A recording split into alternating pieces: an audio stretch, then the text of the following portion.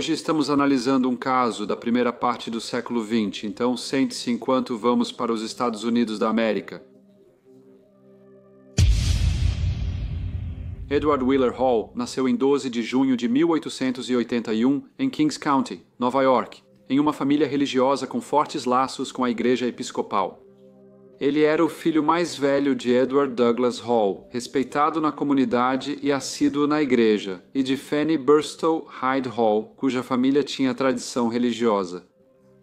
Os pais valorizavam a educação e transmitiram aos filhos um forte senso de dever e moralidade. Edward frequentou escolas locais no Brooklyn, onde se destacou academicamente, e demonstrou um interesse precoce em estudos religiosos. Seus pais estimularam sua curiosidade intelectual e apoiaram sua fé em formação. Após completar sua educação secundária, Edward estudou mais e não apenas recebeu uma educação acadêmica rigorosa, mas também se envolveu profundamente em atividades religiosas. Ao perceberem seu potencial, seus pais apoiaram sua escolha de seguir carreira no clero. Após a graduação, ele fez seminário teológico em Nova York, recebendo treinamento teológico e pastoral amplo. Conhecido por sua eloquência, compaixão e dedicação, ele eventualmente se tornou o reitor da Igreja Episcopal de São João Evangelista em New Brunswick, em Nova Jersey. Ele era popular, seus sermões elogiados pela profundidade e clareza e seu cuidado pastoral muito valorizado. Ele apoiou incansavelmente sua comunidade em atividades sociais e de caridade, conquistando respeito e admiração pelo carisma e preocupação com seus paroquianos. Em 1911, Edward casou-se com Frances Noel Stevens, uma mulher de uma família proeminente de New Brunswick, que era 7 anos mais velha que ele. No entanto, desde o momento em que eles caminharam pelo corredor, havia sussurros de que o verdadeiro motivo do reverendo no casamento não era o amor, mas a substancial fortuna de sua esposa. Apesar das origens distintas, Edward, criado em casa modesta, e Frances, filha de pais ricos e influentes, pareciam ter um casamento feliz. No entanto, desconhecido pela maioria, estava realmente repleto de tensões subjacentes, particularmente em relação a questões financeiras, expectativas sociais e a afeição de Edward por certas membros femininas de sua congregação. Uma delas era a senhora Eleanor Reinhardt Mills. Ela nasceu em New Brunswick em 1888, teve uma criação humilde e grande paixão por cantar. Em 1905, ela se casou com o Sr. James Mills, um devoto que era sacristão na Igreja Episcopal de São João Evangelista e zelador na escola primária Lord Stirling. Eles tiveram 2 filhos, Charlotte, nascida em 1906, e Daniel, em 1910. Eleanor era conhecida por cantar no coral da Igreja Episcopal de São João Evangelista. Ela não apenas cantava nos serviços, como também frequentava fielmente os ensaios do coral. Começaram a circular rumores de que a senhora Eleanor Mills tinha um relacionamento impróprio com o reverendo Edward Wheeler Hall.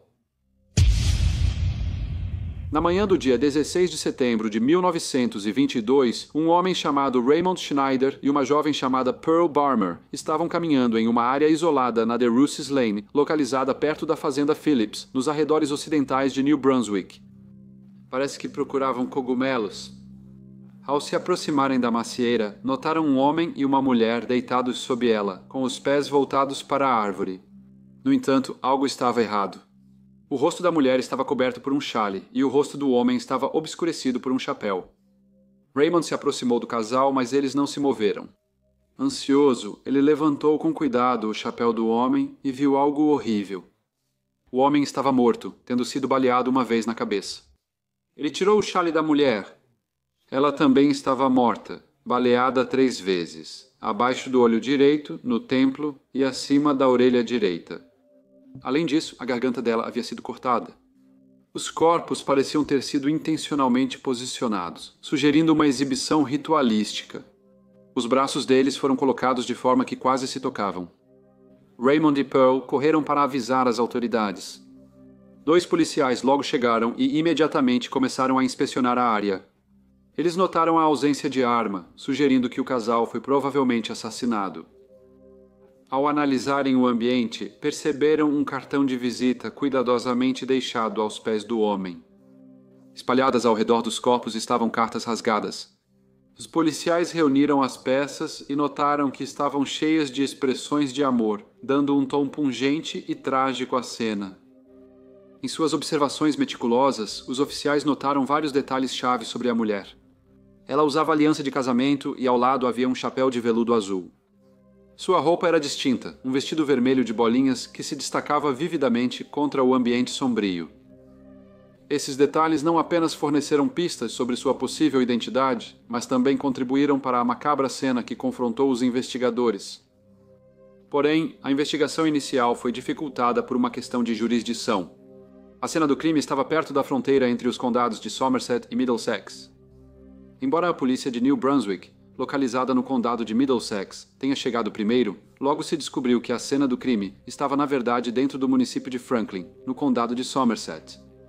Enquanto as autoridades tentavam resolver a situação e a notícia dos 2 corpos mortos em The Rooses Lane se espalhava, o local foi rapidamente tomado por curiosos mórbidos que circularam pela área e até pegaram souvenirs.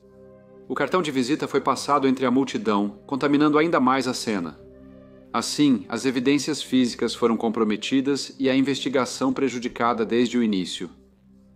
O detetive George Totten, do Departamento de Polícia do Condado de Somerset, assumiu o controle.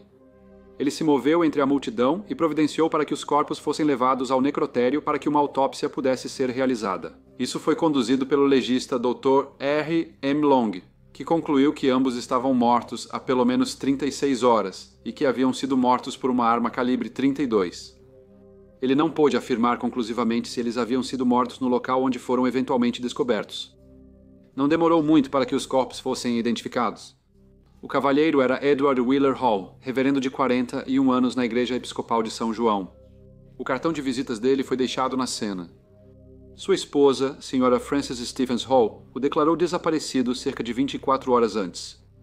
Ela havia dito à polícia que não via o marido desde a noite de quinta-feira, 14 de setembro. A senhora foi identificada como a Sra. Eleanor Reinhardt Mills, de 33 anos, casada, mãe de 2 filhos e alguém bem conhecida do reverendo, pois ela cantava no coral da igreja. O que explicaria um crime tão grave contra 2 membros respeitados e queridos da comunidade?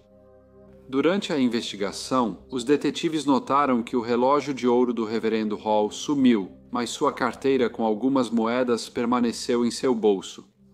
A Sra. Mills usava joias que ficaram intocadas. Com essas observações, o roubo logo foi descartado como motivo. No dia 18 de setembro, a Sra. Mills foi enterrada no cemitério Van Loo.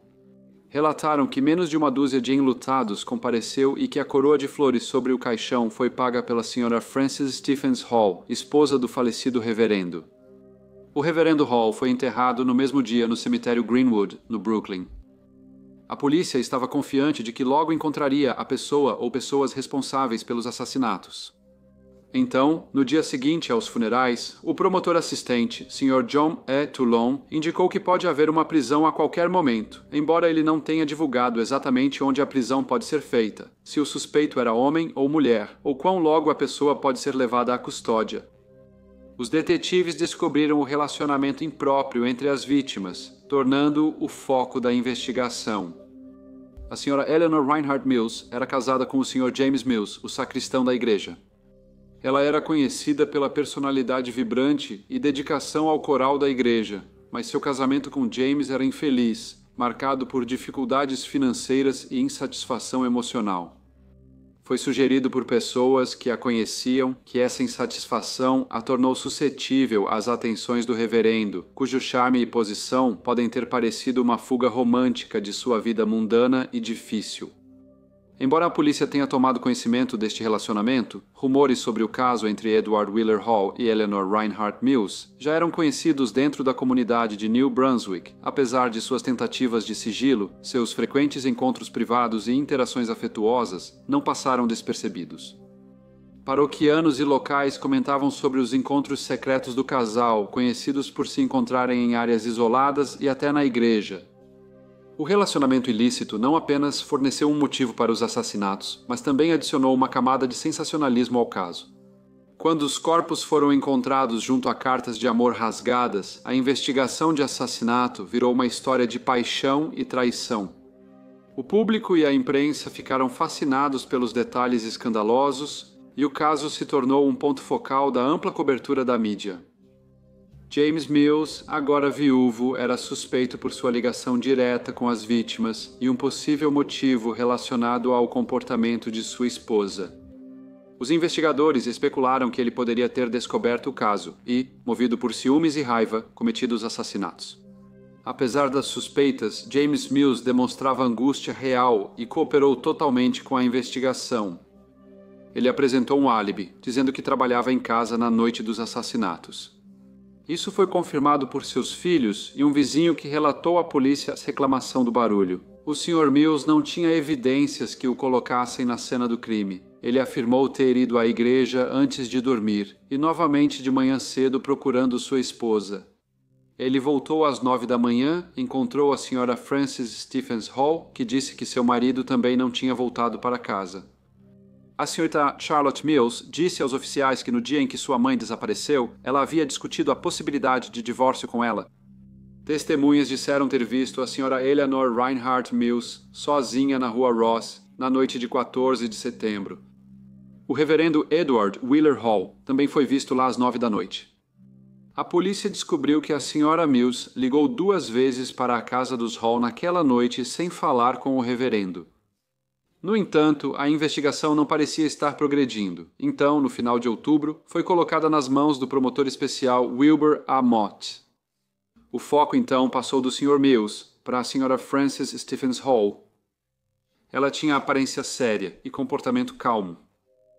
Os investigadores suspeitavam que ela sabia da traição do marido e, achando que seria abandonada, matou o marido e a mulher que julgava culpada pela infidelidade. Eles especularam que ela pode ter feito isso para preservar sua posição social e evitar humilhação pública. Questionada, ela afirmou inocência e apresentou álibi sólido contra as acusações. Ela afirmou que estava em casa na noite dos assassinatos, o que foi confirmado por sua empregada, Louise Geist. A polícia não se convenceu com essa história e continuou a investigar. Além da Sra. Frances Stephens Hall, investigaram também seus irmãos Henry e William. Henry era um personagem recluso, que tinha uma reputação por comportamento errático, e William era conhecido por ter deficiências intelectuais. E, claro, ambos tinham motivos potenciais para proteger a honra de sua irmã. Testemunhas relataram ter visto eles próximos ao local do crime na noite dos assassinatos, e suas atitudes após a descoberta dos corpos foram consideradas suspeitas. Porém, a ausência de evidências concretas e o fato de pertencerem a uma família rica e influente dificultaram a construção de um caso sólido contra eles. Embora a polícia não tenha feito nenhuma prisão, o caso de assassinato Hall Mills, como havia sido apelidado pela imprensa, tornou-se conhecido em todo o país. Jornais de todo o país forneciam atualizações diárias e relatos sensacionalistas da investigação. Os detalhes do caso entre o reverendo Hall e a Sra. Mills, somados ao aspecto macabro dos assassinatos, capturaram totalmente a atenção do público. Uma senhora se destacou como testemunha crucial, mas controversa. Seu nome era a Sra. Jane Gibson, chamada de Mulher Porco pela imprensa por ser criadora de porcos. O relato dela sobre aquela noite trouxe mais intriga ao caso já sensacionalizado. Ela contou aos oficiais que foi acordada no dia 14 de setembro pelo som de vozes altas.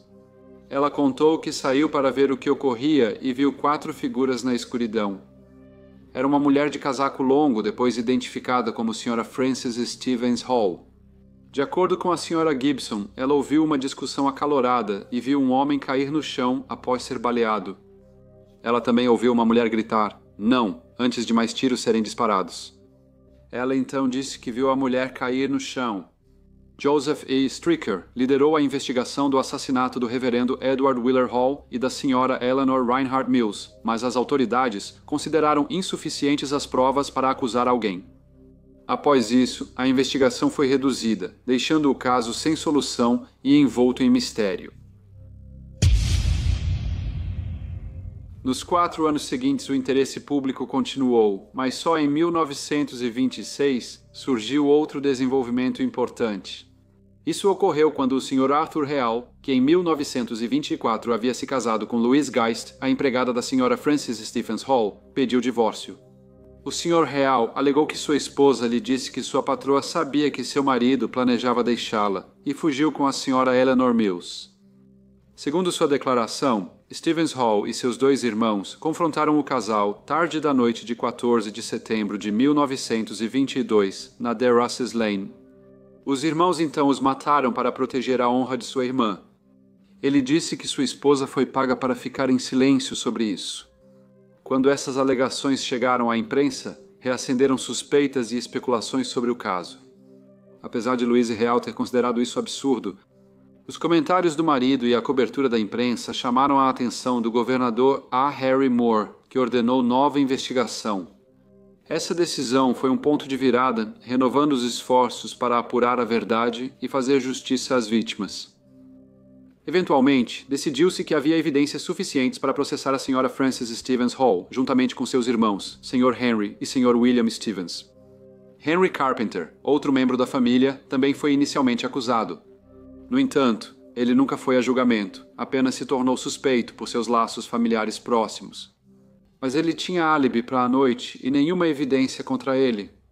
No entanto, antes do início do julgamento, descobriu-se que o relatório original da autópsia da Sra. Eleanor Mills havia sido extraviado.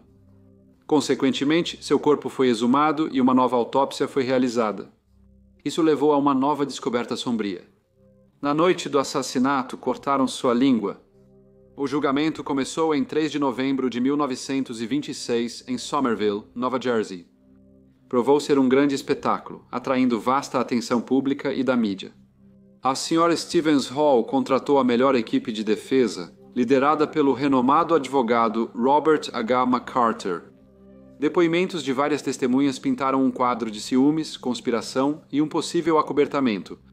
O depoimento de Jane Gibson, a mulher porco, foi especialmente convincente. Mesmo terminalmente doente e levada ao tribunal em uma cama hospitalar, seu relato chamou muita atenção. A acusação teve dificuldade em considerá-la uma testemunha confiável. Suas declarações tinham inconsistências e suas descrições dos eventos da noite de 14 de setembro de 1922 mudaram várias vezes. Isso e sua personalidade excêntrica a tornaram alvo de ridicularização da defesa e da imprensa. Testemunhas confiáveis, como um homem, afirmaram ter visto Henry Stevens perto da macieira no dia dos assassinatos. A divulgação tardia dessa evidência, meses após os assassinatos, permitiu que a defesa minasse sua importância. Curiosamente, uma impressão digital pertencente a William Stevens foi encontrada no cartão de visitas que havia sido colocado nos feitos de Edward Wheeler Hall. A defesa alegou que, como a cena do crime foi comprometida, o carrinho provavelmente foi manuseado por várias pessoas, reduzindo sua importância. Ao final, as evidências seguiram circunstanciais, permitindo à defesa destacar a ausência de provas diretas, ligando seus clientes ao crime. O julgamento terminou em 3 de dezembro de 1926, e o júri considerou os 3 réus inocentes. Um veredicto que só aumentou o mistério e o fascínio do público pelo caso. Após o julgamento, Frances Stevens Hall tentou retomar a vida, mas o estigma persistiu. Ela ficou em New Brunswick e continuou morando na casa que antes dividia com Edward. Ela faleceu em 1942, nunca tendo se casado novamente ou discutido publicamente o caso novamente.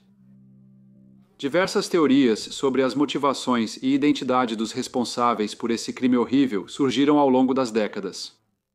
A teoria principal indica que os assassinatos foram motivados por ciúmes e defesa da honra familiar, com Sra. Frances Stephen Hall, humilhada pelo caso do marido, possivelmente envolvendo seus irmãos para matar Edward e Eleanor.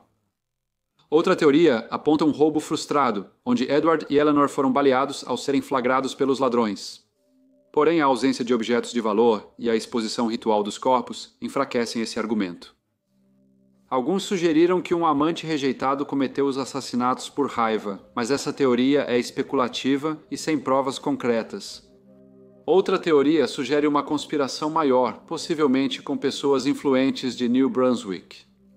Defensores dessa teoria afirmam que a investigação foi conduzida de forma inadequada para proteger partes da exposição.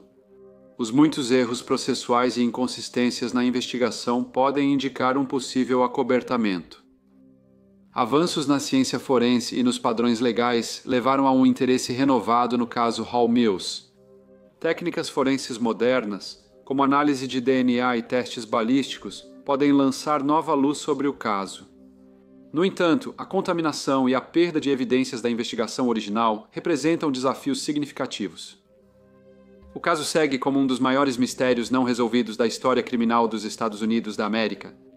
A combinação de escândalo, intriga social e violência grotesca cativou o público e deixou uma marca indelével na paisagem cultural. Apesar de inúmeras teorias e extensa investigação, os verdadeiros perpetradores dos assassinatos nunca foram definitivamente identificados. E embora muitos acreditem que a Sra. Frances Stevens Hall e seus irmãos William e Henry tenham se safado do assassinato, o caso ainda está um tanto envolto em mistério.